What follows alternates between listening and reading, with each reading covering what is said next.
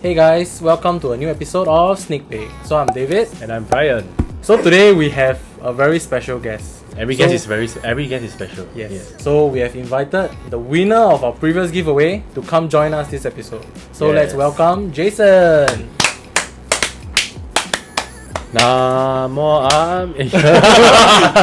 Coincidentally, Jason is also a customer of ours. So you want to tell them what your profession is? I am a teacher. Educator. So he's a hype teacher. Okay, so Jason, how did you get into like sneakers? It started from basketball for sure, Jordans especially, because I started playing basketball as a hobby. Yeah, then slowly from Nike basketball, the early Kobe's, the Kobe system. Like you. Yeah, the Kobe systems, the early hyper dunks, 2012 to 2014. Yeah, and that's where I started to get more attention on sneakers. Yeah. So what sneakers do you have in your collection right now? Like what are your grills or like what kind of sneakers do you collect?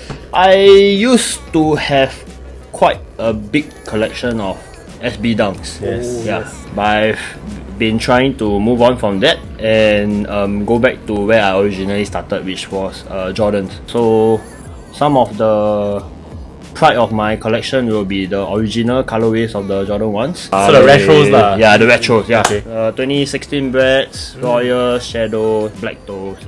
I also enjoy the newer ones. Like I recently picked up the tie-dye Jordan 1s. Oh, Yeah. woman's shoe. Yeah, it's a woman's shoe. Wow, but very lucky to have it produced Yeah. in my size run as well. Nice. So you're a teacher, right? So do your students know about your hype beast ways, or do they get influenced by you? Some of the observant ones they do pick up. They might even be watching this video. Oh, Actually, okay. I know for sure some of them are watching the video. Oh, lah. okay.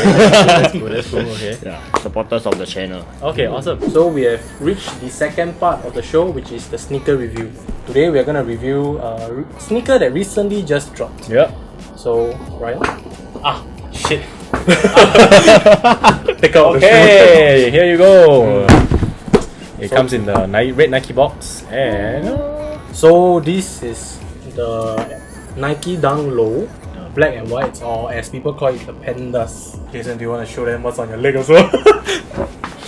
hey, on the feet. Straight to feet, man. Actually, originally the name of the name Panda, it actually comes from the one of the OG Jordan 1 colorways. Oh yeah, The correct, black and correct. white. Yeah. So ever since then, there are a lot of sneakers released in this colorway, and they just team it after Panda. And this is just one example as well. The Pigeon, Jeff Staples collaboration. So as a homage to his Chinese culture, he include not only the Pigeon of New York City, but the Panda of China as well. Wow, the true dunk head. So yeah, this is a general release with the standard color blocking of black and white. It's very simple, very easy to match with almost any outfit. It was actually released with two other colorways. Yeah, the Coast. And the UNLVs. Yes. This black and white, however, has gotten the most variations of the sneaker. Correct. They have the women's, the men's, The GS? the GS, and the toddlers. Yeah, correct. For the whole family. For the whole family. I'm not sure why they did that lah. I think the Coast and the UNLV didn't get.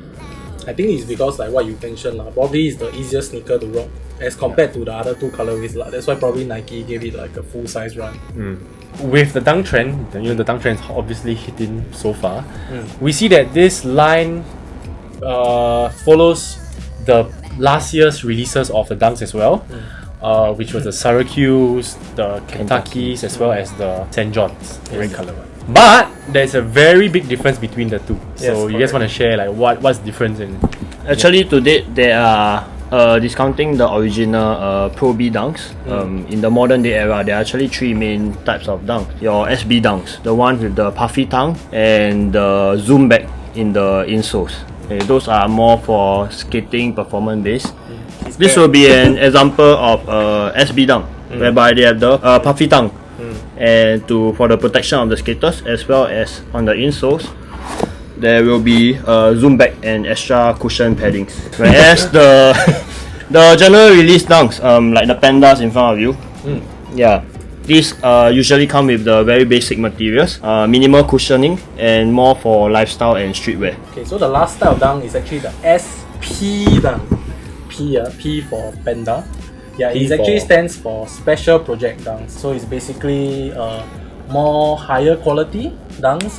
It's actually also as for lifestyle, but for those who don't Premium know, materials. yeah, more premium materials. So the Syracuse, the Kentuckys, those were the SP line. Yes. And therefore there is a very big difference in the quality used for this 2021 release and the 2020 release. Correct. So if you take both and then you touch, you find that something is a bit different. Yeah. So some people say that the QC on this release is also pretty horrendous. You can explain why because it's not SP, it's just a general release. Yes. So recently there was a very funny tweet tweeted by Nike SB themselves. You want to tell us more about the tweet? Yeah. So Nike SB tweeted, "Stop tagging us in your sportswear dunk pics or Nike by you designs." So there seems to be a very because the dunk trend has really exploded in recent times. I think a lot of people out there are not fully aware of the different kind of dunks that are available. So Nike SB apparently, people have been tagging them in like the normal dunks and etc. So they got a kind of like a bit unhappy, I guess. But it's just like for the memes lah. So yeah. So overall, what would you guys rate this shoe? Very versatile. Nothing much special, but definitely makes it very easy to pair with any outfit and for any occasion as well. So probably a solid 8.5 out of 10. 8.5. Okay. Yeah. Right. For me, I will rate it 8 lah. So for the same reasons as Jason, just very versatile, easy to rock, and looks very clean lah. Yeah. I'm a lover of wearing your shoes, so because I think because they use like lesser premium materials, Nike was able to actually produce a lot more pairs. Right. So a lot of people were actually able to get their pairs at a lot cheaper price compared to the SP Dunk. So overall, maybe for me about 8.5. So yeah. So we have reached the third segment of the show, which is the topic of the day. So today's topic of the day is sneaker regrets In general, So, yes. throughout your sneaker life. Correct. Yeah. So sneakers you've regretted selling or sneakers Buying. you've regretted buying. Yep. So, So Brian, let's yep. start with regretted buying first. As sneakerheads out there, you guys will definitely make a lot of very impulse decisions when you're buying. Especially people trying to pressure you, this and that.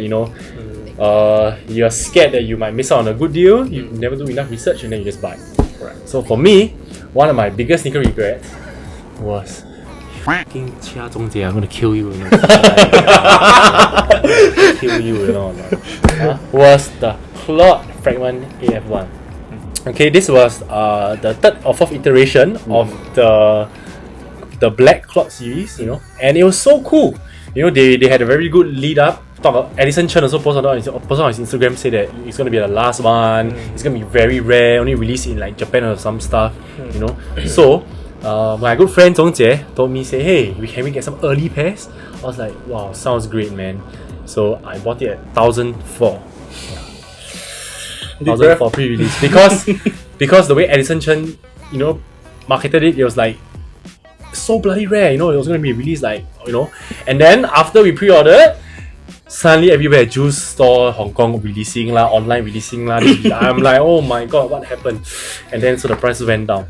And even when the prices went down, at 1,002, I bought another pair because I thought like, damn, it's a good price. So I thought I'm gonna average down my cost. So I bought a second pair at 1,002.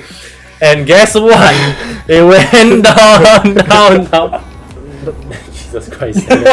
Okay, so I don't want to talk about it anymore. That is very bad investment. So that's my biggest buy, my biggest regret so far.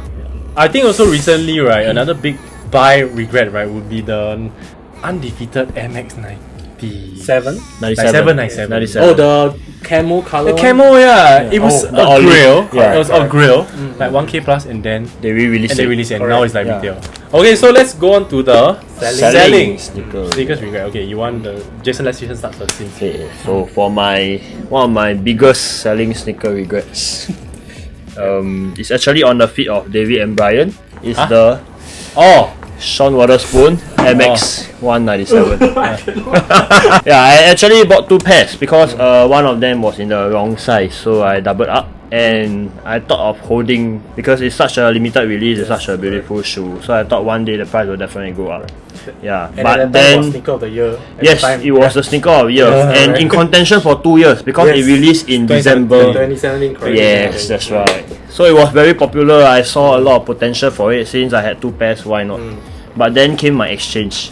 So before I flew off for exchange, I thought why not I sell the shoe to fund my exchange.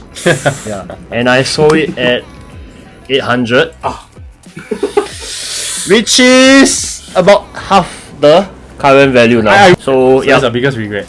that's one of the very painful regrets, and it was just 2 weeks away from Sean Weatherspoon making the announcement that he He's was leaving. leaving Nike. Yeah, he actually a lot of the Sean Weatherspoon MX-97 one is also, I think it's a lot of people regret selling it. Yes, correct. Yeah. Yes. And we are seeing the same effect for Jerry Lorenzo now. Yeah, but not as great as Yeah, for Sean's. sure, because it's a one-off. For him, Sean Weatherspoon is just a one-off shoe, whereas Jerry had so many releases. Correct. For me, I don't really have that many regrets now. I've sold, because for me, right, I always sell my shoes at a very steal price because Just get rid of it. And for me, I will just take up the shoe, I look at it and just like feel it, like have that feeling, you know. So if like I pick it up and I'm like, sian already, then I'll just clear it off. I think only recently my OG Prestos lah. But I also don't really feel anything.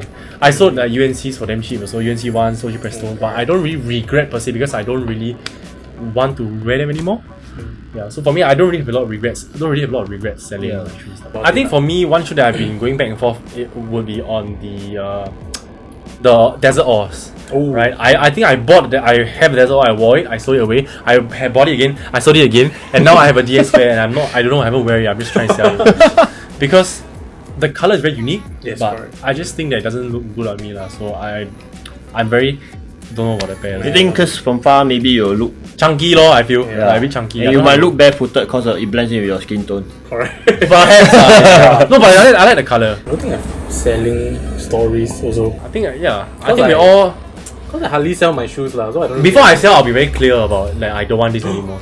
Okay, not really, but I think there was a period before like the Last Dance documentary came out Oh. where I actually sold like I think 1 or 2 pairs of my Jordans, which after that I saw the Jordan 1, the Last Dance effect, I mean, and then the prices of Jordan 1 shot up lah. So Yeah. okay lah, but that was like 100 plus, Yeah. 200 plus Yeah. like difference, but it's still like a bit painful at that moment. Definitely when you So, see the price difference. a bit lah. What do you think are some other shoes that people will regret selling How about regret not buying?